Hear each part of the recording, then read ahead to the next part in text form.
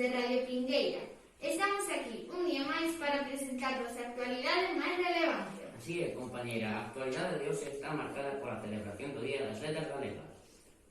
Para coñecer este suceso, dende o inicio, imos conectar con Natalia, que está en Sarria. Gracias, Joel. Nesta vila do sur de Lugo é onde o 4 de marzo de 1962 viña ao mundo a protagonista do día de hoxe. De Sarria é originaria a súa familia. Foi inscrita como María de los Ángeles Arias, porque daquela non se permitían os nomes en galego. Seu pai era maestro na Escola Ganense de Barreiros.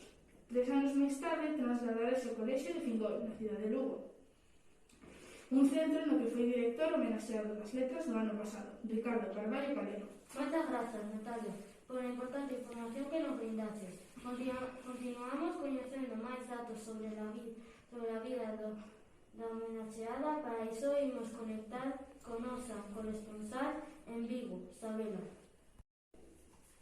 Para finalizar o noso informativo, conectamos co alumnado de sexto de primaria que nos vai interpretar unha canción dun poema de Intemperio. Desfruten desta interpretación. Vale, xa estaría. Sí. Vale, queredes vamos? Nidade con Ponce da desorde, nidade con Ponce da desorde, desde el amor el oco punto único do centro dos abrazos. Nidade con Ponce da desorde, abrazo a desorde das ideas, sei que a vida se compón